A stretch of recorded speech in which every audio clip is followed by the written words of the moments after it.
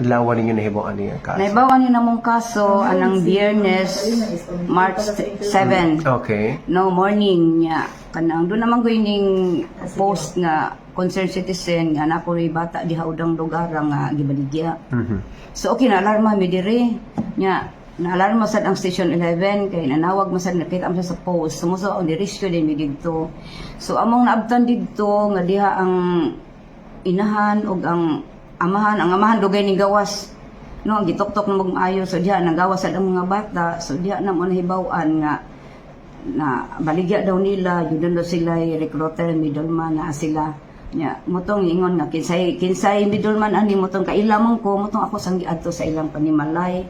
So ang parents anak niya sa middleman ni deny pero ni deny siya pero ang iyang anak nga nakahibaw ni ari gyud diri nga unsa mo adto siya sa station 5 tama dito ang katong duha. Pero ang ginikanan ani Ma'am Catalina niya na istorya ninyo. Oo. Sa katong tag-iyas bata. Oo. Kung sa ilingon niya ba? Kuan daw kanang primero lagi deny siya wa niya gibaligya pero gibaligya din niya ang baligya is 30,000. 30,000. Oh, mura silang nagtudtod ug yang banda ba murag nagablame sila. Kapila na daw niya nabuhat ang pagbaligya og bata? 2 times na. Twice na. Karos daw ang pinakauna. Sa pinakauna wala ko kay bawkon unsa to kuan. Kay karon naman lang natingob nga nasakpan ni namo sila sa ikaduha nilang pamaligya. Kinsa ang mupalit aning iyang bata? Sa sulti mo daw nila is foreigner daw. No, okay. Oo, foreigner pero dili dai foreigner ang nakapalit. Pinoy ra. Pinoy ra niya. Wasa ko kay bawo ko taga diin basta ang ilang giingon nga foreigner daw ang mapalit. Nisulti siya sa arrangement ma'am like sa iyang pagbuntis tagaan siya kwarta sustentuhan siya na. Wala, ang kana ra yung pagpanganak niya nga ang bata iyang nabaligya.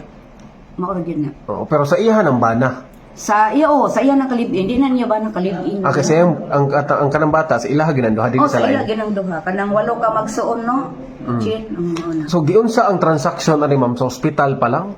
Sa ospital pa lang kay wa daw sila ibayad sa ospital. So ang katong buyer sa bata mo ini bayad sa ospital. Wa sa ko kay Bowser kay murag akong pagtuo murag siya ray nanguntak og buyer tingali. Katong kuan katong middleman nila. Mao ra tingay itong bisay nagkontak og buyer. Mao ra. Karos am do siya nanganak ma'am. Daw siya nga anak dahil 22 days naman ang bata. Ay, okay. Sa diyang gihatag sa buyer. Oo. 22 days na. Ya karon asa man ron ang bata ron ma'am? Nasa social worker. Oo, DS. Ang inahan asa? Ang inahan to sa kalunasan Na prison na sa.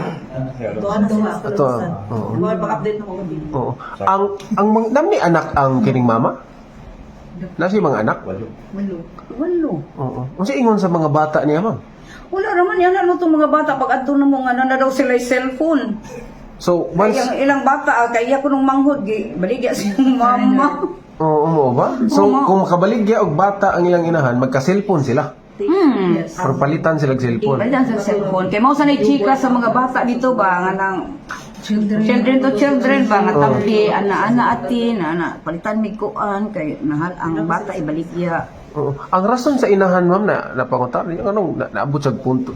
Kana sa doon ni Bowser, kaya nga amo lang yung instinct nila ba nga nabaligya na nila tungod sa ilang kawadon niya mo gamit man sad. Apil sa Mo gamit gid silang duha paka kay pag-adto na mo. Magsipa kan kay sila ba? Hay kay sa dugas. Oo. Na istorya po ninyo ang bayar ani mo wala na. Wala mi ka istorya kay paghatod na mo sa awa man mi kakita sa buyer ang katurang ga-recruit.